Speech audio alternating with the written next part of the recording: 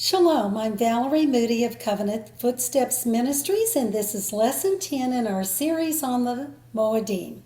It is called the Beloved Seventh. We are exploring Sephirot HaOmer, the counting of the Omer. The Torah contains hidden chambers. Counting the Omer is one of those chambers.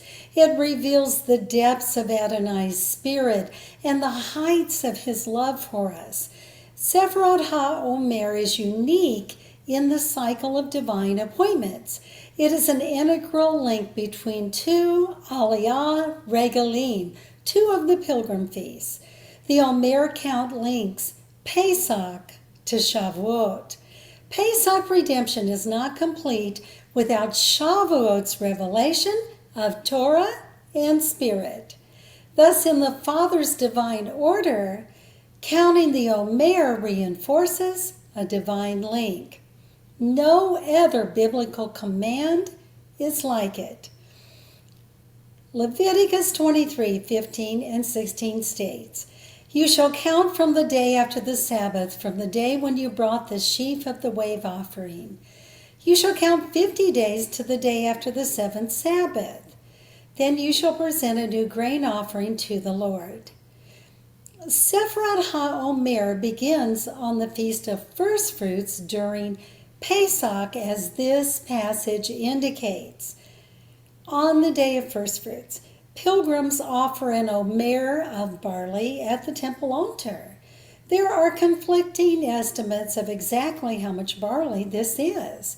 Some estimate by weight, others estimate by volume, but estimates generally range from 2 to 4 liters of barley. Counting the Omer begins on this day with the Omer barley offering. Therefore, the Feast of First Fruits is day 1 of Sephirot HaOmer. It is the first day of counting the Omer. We count 7 sevens, 7 weeks of 7 days to day 49. A season of beloved sevens. The 50th day is Shavuot or Pentecost. In the Second Temple era, 2 groups of religious leaders disagree on the timing for the Feast of First Fruits. Imagine that. Pharisees assert that it occurs on the second day of the Feast of Unleavened Bread. Sadducees contend that it is the first day of the week after the weekly Shabbat. If we come across varying dates for the Omer count, this is the reason why. It goes back 2,000 years to this argument. But Adonai's ways are higher than our ways, and he counts time differently from the way we do. If time measures the distance between 2 points, what we need to know about this is that he is omnipresent. He does not move between these points since he already exists in both places simultaneously. In the same manner, past, present, and future are all the same to him. We may perceive the events of our world as chronological points on a timeline, but when Adonai interacts with his creation, he views time differently from our human perspective. Psalm 90 speaks of numbering days, but it also declares that a day is as 1,000 years. Evidently, Psalm 90 reveals what Einstein eventually unravels. Time is relative. Counting the Omer reflects Adonai's perspective of time. This season is a progressive realization of his amazing wisdom and counsel. When we count the Omer with kavanah, meaning focus and intention, it forges a spiritual pathway through time for us. Now for 2 Hebrew definitions. Counting is closely related to the color sapphire, and here's why. Count is the Hebrew word sapphire. Sapphire is close to saphir, the word for sapphire. Sapphire first appears in Genesis 15, verse 5, where Adonai takes Avram outside and tells him to count the stars. His redemptive promise to Avram is depicted there. Avram is tasked with understanding it, obeying it, declaring it, and walking in it.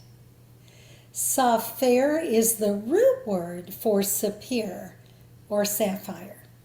If we dissect the word sapphire, it always takes us back to the word count. Sapphire is the flaming blue gemstone in Scripture, which is symbolic, heavenly, spiritual, and eternal. Israel's elders prophetically envisioned God in Exodus 24, verse 10, standing on a sapphire pavement. Adonai's throne in Ezekiel's visions is carved from sapphire stone in Ezekiel 1:26 and 10, verse 1. The sapphire pavement and the sapphire throne are the same fiery blue gemstone, which is associated with the Father. Thus, when Adonai gives Moshe the 10 Commandments in Exodus 31:18, he presents tablets cut from sapphire stone, the precious blue stone from around him, according to Hebrew legend. We see interconnected biblical patterns here. The second stone in the second row on the high priest's hoshin or breastplate is sapphire in Exodus 28, verse 18.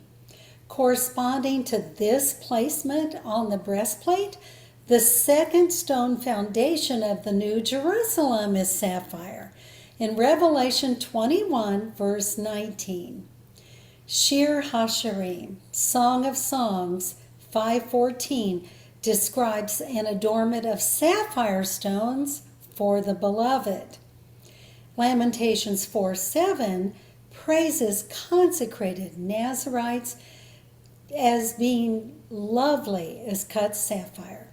Sapphire communicates Adonai's heavenly authority, his Torah, and his consecrated servants. Sapphire comes from the word count. Count gives us the word sapphire. This makes no sense in English, but in Hebrew, sapphire and count, sapphire and sapphire are coupled. To restate this poetically, the act of counting is ordained in sapphire, and it bears the color of heavenly authority.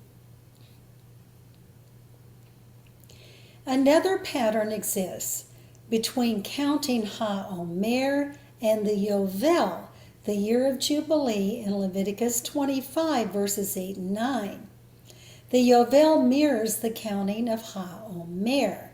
In the Jubilee era, we count 49 years and we sanctify the 50th year. In the Omer season, we count 49 days and we sanctify the 50th day. The Yovel count is 7 Sabbaths of years.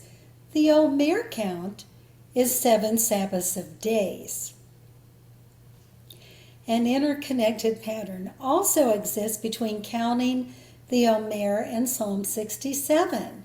Psalm 67 is a biblical reading for this season of reflection. It echoes Sephirot Ha-Omer. The Omer is 7 days, 7 sevens in days. Psalm 67 is 7 sevens in words. 49 words of Psalm 67 correspond to the 49 days of counting. Many Torah groups ponder 49 daily reflections during the Omer count. Each reflection tackles one of the 49 words of Psalm 67, one word per day. Sheva, the Hebrew word for 7, helps to explain this practice. Sheva, or 7, signifies fullness, completion, and perfection. It is the number of the covenant. Psalm 67, verse 1, is 7 Hebrew words long. It illustrates everything the number 7 signifies. This verse is a witness for the beloved seventh. These 7 words echo one of the holiest and most glorious benedictions in Scripture. It states, God be gracious to us and bless us. Let your face shine upon us. We all long for the unveiled presence of the radiant, loving countenance of God. We want to know him and be known by him. The more graciously he shines upon us, the more widely the knowledge of him spreads. This verse aims at his salvation through the promised seed, Yeshua, not only for Israel, but for all humanity. When he shines upon us, he enriches us with shalom, pardon, righteousness, strength, love, and infinite blessing. Not surprisingly, the 7 verses of Psalm 67 form a menorah pattern. It contains 3 pairs of related verses with a singular middle branch or middle verse. The paired verses are symmetrical, reflecting identical word counts and identical topics. Counting the Omer with Psalm 67, the menorah psalm, transforms this season into a menorah of time. Considering the 7 primary Moedim form a menorah pattern, the Omer season is a menorah within a menorah. Religious Israelis view Ha-Omer as a period of mourning for several reasons. First, the Second Jewish Revolt against the Roman Empire failed during the days of Ha-Omer. Second, a cataclysmic epidemic took the lives of Rabbi Akiva's students during this season. Lost to posterity was their ancient Torah perspective and insight. Thus they mourned the lost dimensions of Torah during Sephirot HaOmer. Third, Pope Urban II masterminded the Crusades during this season. The People's Crusade aimed to retake the Holy Land and especially Jerusalem from Islamic occupation, but it resulted in crusaders slaughtering entire Jewish villages along the Rhine River in Central Europe. The days of counting the Omer, however, are not entirely mournful. In Israel, the mourning temporarily ceases on Lag BaOmer, the 33rd day of HaOmer. Secular Israelis spend the day singing and roasting potatoes on open bonfires. Israeli builders cringe when the day approaches. Every scrap of their unguarded lumber is taken by neighborhood children for bonfires. Religious Israelis use this day as a pilgrimage to the gravesite of a famous ancient rabbi. Counting 7 sevens during Sephirot HaOmer is not a journey of mourning for us. For us, it's a journey of hope. Yeshua appears to his Talmudim after his resurrection during the days of HaOmer. This season reminds us that Yeshua comes near. Are we waiting on him for something?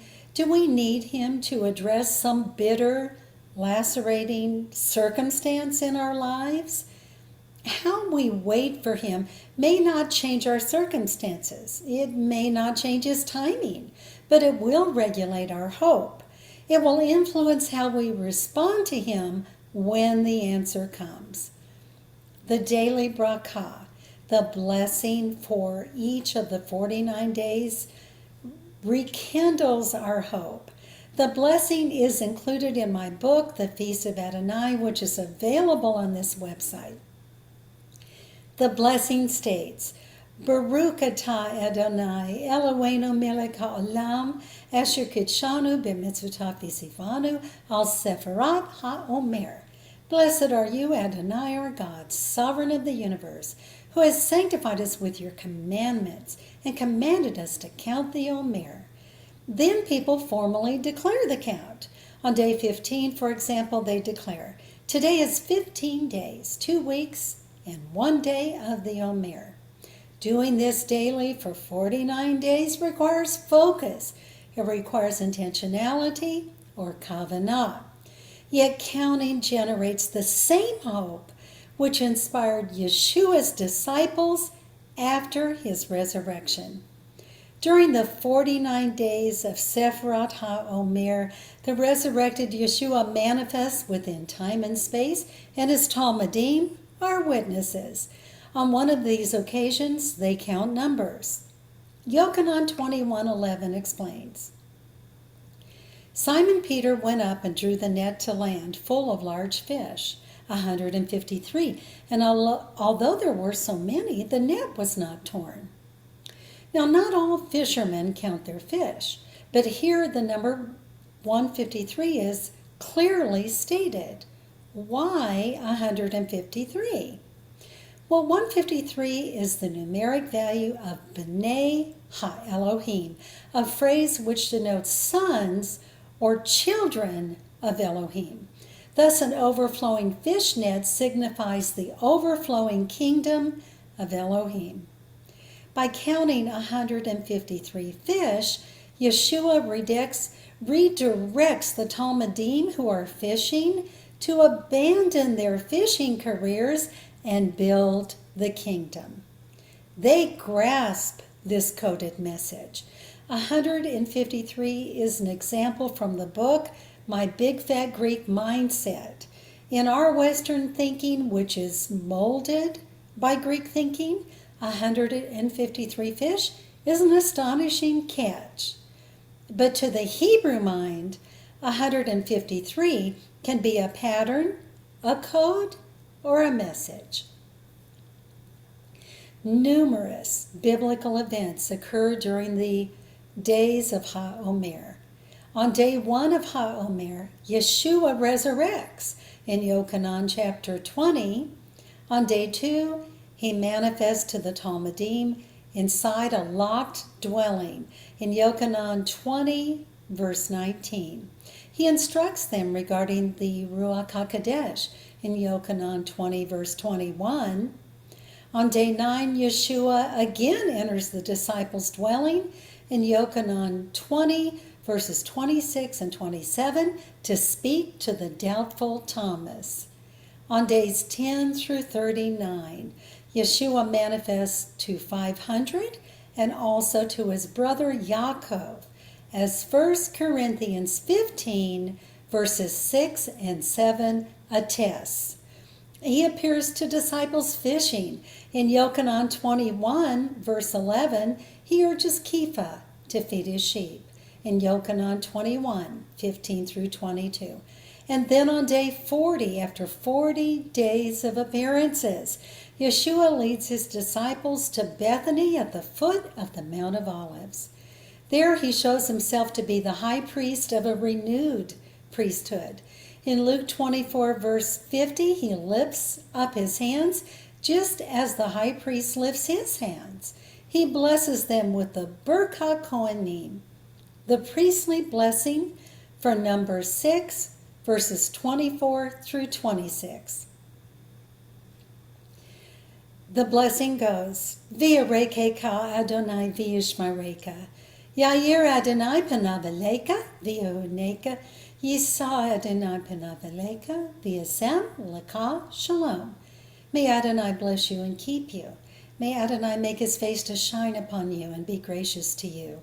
May Adonai lift up his countenance upon you and give you shalom.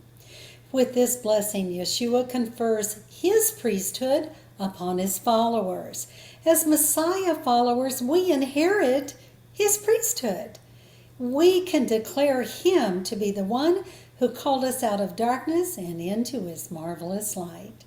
The elated Talmudim have been together counting the Omer for 40 days.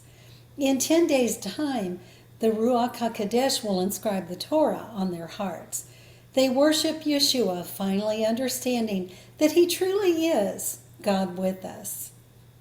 He ascends to heaven as they watch, in Acts 1 9 through 12.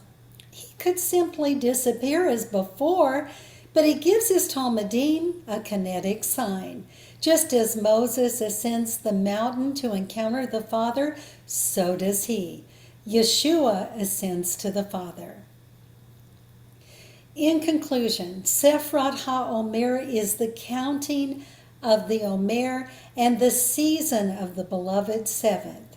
We have a progressive realization or revelation during this season.